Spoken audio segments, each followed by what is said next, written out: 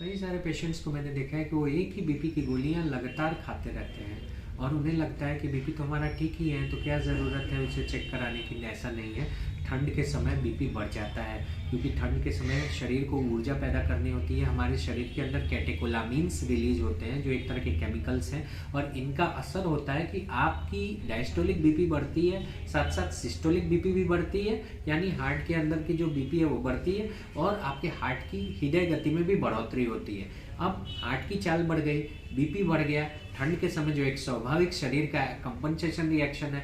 तो अगर आप मजबूत हैं, आप यंग हैं, तो ये एडजस्टमेंट के बाद आपको कोई दिक्कत नहीं होती, शरीर इतना कैपेबल होता है, कर सकता है। लेकिन अगर आपको पहले से किडनी की बीमारी है, हार्ट की बीमारी है, सांस की बीमारी है, शुगर की बीमारी है, तो फिर आपको ठंड के समय अपने बीपी का विशेष ख्याल रखना चाहिए। खास करके ऐसे पदार्थ जिसमें सोडियम ज़्यादा होता है, जैसे आलू, साग, मूली, इन सब से परहेज करा कीजिए, मटर इत्यादि से। कोशिश कीजिए कि अगर आप बीपी को नाप सकते हैं तो ठंड के समय में सुबह शाम ज़रूर बीपी को नापा कीजिए। और इसके अलावा अगर बीपी आपको 140 से ज़्यादा आता है, अगर आप 40 साल या उसके उम्र के ज़्यादा के हैं, और अगर 60 के ऊपर है, 150 से ज़्यादा आता है, तो फिर आपको अपने बीपी की गोलियों को बदलने का समय आ गया है।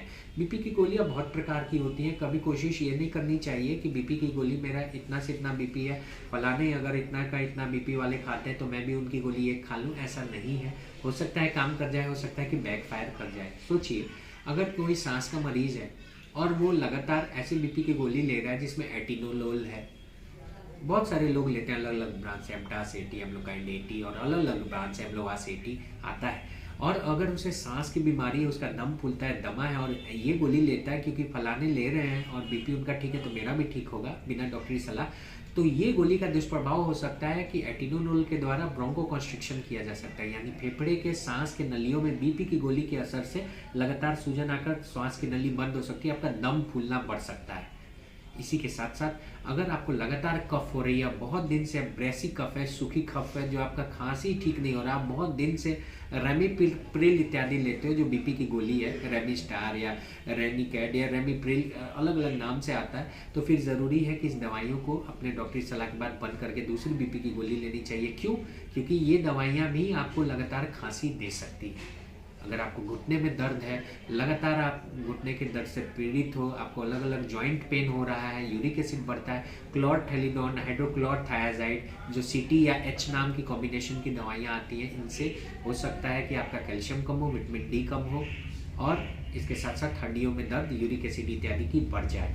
तो आपको कौन सी बीपी की दवाई चाहिए, क्या दवाई आपको शरीर के हिसाब से देनी है, किस पावर की चलनी है, सुबह लेना है, शाम में लेना है, क्या चलेगा, ये ज़रूर अपने डॉक्टरी सलाह के बाद ही शुरू करें। ना खुद से बीपी की दवाई लें, ना खुद से बीपी की दवाई को बंद करें।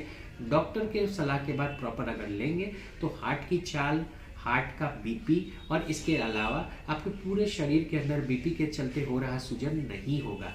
बीपी को छोटा करके ना आके, बीपी ठंड के मौसम में बहुत बार स्ट्रोक, हेमरेजिक स्ट्रोक के लिए भी जिम्मेदार हो सकता है। इसी वजह से अपने बीपी को नियमित करके रखें, सही समय पे दवाई लें, और डॉक्टरी सलाह के बाद ही दवाइयों का सेवन करें, उन्हें खुद से बंद ना करें।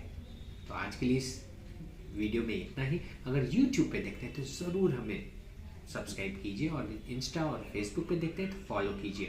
अपने महत्वपूर्ण सुझाव कमेंट पे लिखें, और कोई भी सवाल है तो आप पूछ सकते हैं, किसी भी बीमारी, जैसे हमने बीपी पे बनाई तो बीपी के बारे में भी पूछ सकते हैं। आज के लिए इतना ही। जय हिंद, जय स्वास्थ्य क्रांति।